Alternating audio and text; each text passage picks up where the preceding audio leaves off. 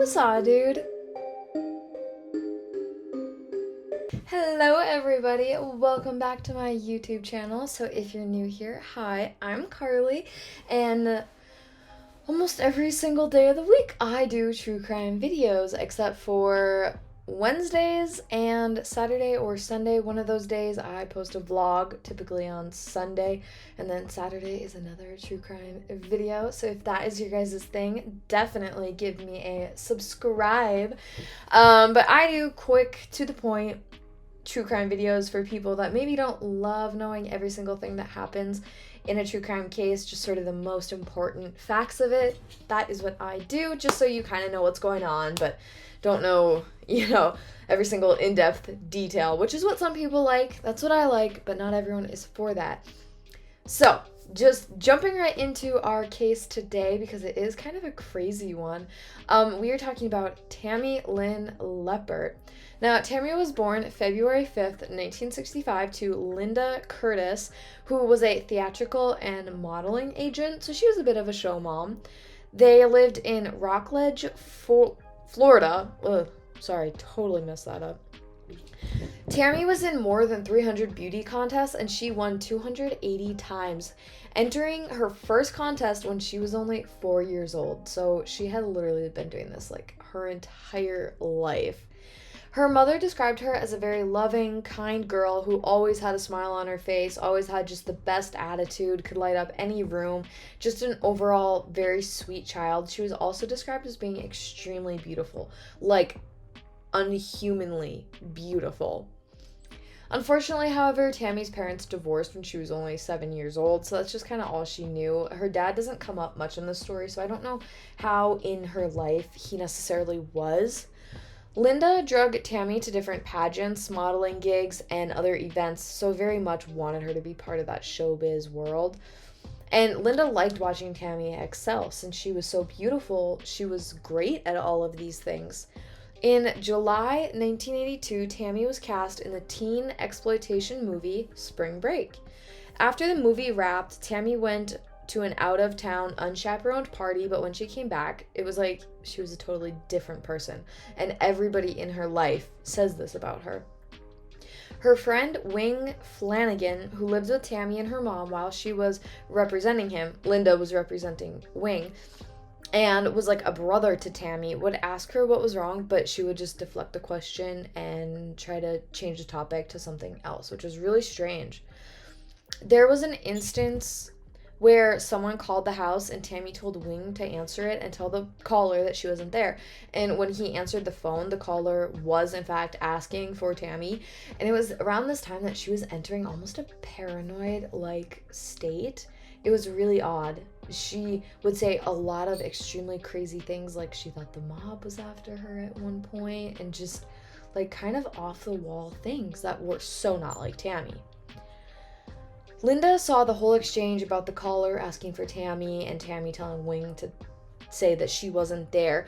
And when she asked Tammy what it was about, Tammy just said that she saw something awful, something really bad that she was not supposed to see, and she didn't want to talk about it any further. Tammy also told Linda, "Mom, what would you say if I told you someone was trying to kill me?" But again, she didn't elaborate on the situation, or on the statement. Tammy also claimed that they would come after her if she told anyone what she had seen. So, like, who is they? Who is after her? But she never wanted to talk about it more. Linda and Wing were never sure when Tammy was just being overly paranoid or if she had a reason to be afraid. And Tammy started to really isolate herself, never wanting to leave the house, like not wanting to go out and do anything. After 2 weeks of this isolation, Tammy was offered a small part in Scarface. And you can actually, here's a scene that she is in. I don't know if I'm going to include just a screenshot of it or the entire clip, but this is what I'm talking about. Shooting began in Miami of March 1983, and while filming, Tammy stayed with a family friend, Walter Leibowitz. Everything was fine until the 4th day of shooting when Tammy had a breakdown on set.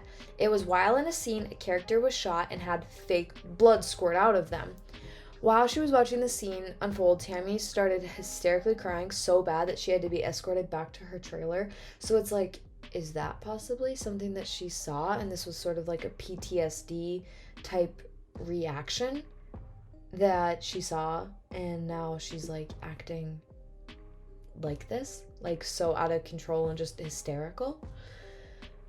When Walter went to Tammy's trailer to check on her, she was talking about money laundering, but was experiencing such fear and anxiety that nothing really could be made out about what she was saying. Tammy was taken to a doctor who said that she should be taken to the police, who could determine if she was acting logical or psychological. Tammy ended up just quitting the movie and going home. Linda did get Tammy to go to the local sheriff, but apparently she never told them about how she feared that her life was endangered and never talked about who they were. She was afraid that even her family was trying to poison her. Her paranoia was just running rampant, and she was afraid of literally everything. She had days when she acted normal, and then days that she was like really edgy and just agitated and irritated. On July 6th, 1983, Tammy was super normal, like had a regular day, almost like she was trying to show Linda that she was in fact okay. That morning around 11 a.m., Tammy left to go out with a friend, Keith Roberts. They were planning to go to the beach and hang out, but on the way they got into this huge verbal argument. She asked him to let her out of the car in a parking lot of the Glass Bank building in downtown Cocoa Beach. He drops her off along State Road A1A around 3 p.m., which is only about like 5 miles from her house. Tammy didn't have any identification. She didn't have her purse, didn't have her wallet, nothing like that. And later that afternoon, Tammy called her aunt's Cocoa Beach costume shop 3 times and left urgent messages for her, but since her aunt was out of town, the calls weren't answered, unfortunately. She had been calling from like a nearby location, so I don't know why she didn't just go to the costume shop to see if she was there, but anyways. Tammy also tried to call a friend, but the friend was also unable to answer, and she was never seen or heard from again after that. Those phone calls were her last. Tammy's friends were questioned, but they felt very strongly that she was having problems at home. They thought that she left voluntarily, and one of her friends even said that Linda and Tammy frequently got into arguments over her career, which kind of would make sense because Linda was a stage mom. Like, that was her career as well. So, maybe she was a little too hard on her and put too much pressure on her. Linda claims that yes, they got into arguments, but that none were actually serious, and she doesn't believe that Tammy left voluntarily. According to an official at the U.S. Customs Service, dozens of money laundering cases in Florida were under federal investigation at that time.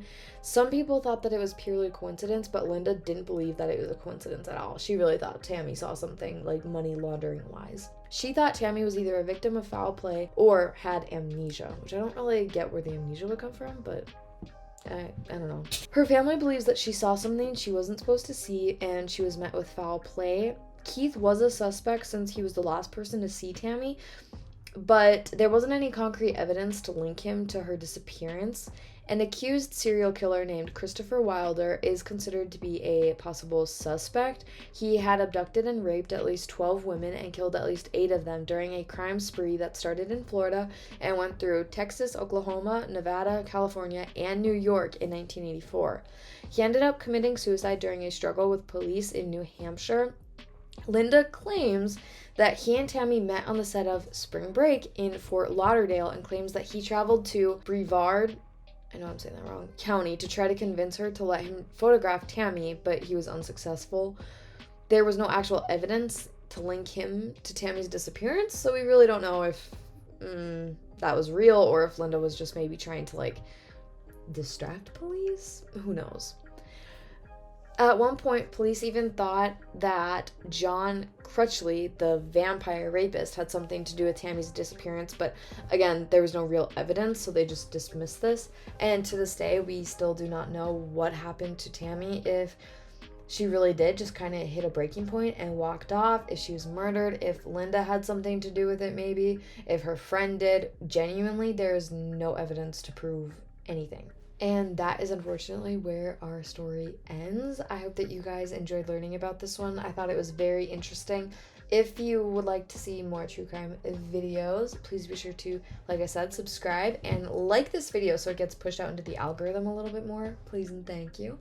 As well as commenting down below if you guys have any cases that you would like me to just quickly cover in the same type of format. I'm always looking for more cases to do, so let me know what you guys want. But other than that, that's it for me today. Thank you guys for watching, and I will see you back here tomorrow for another True Crime Courier video. Bye, guys.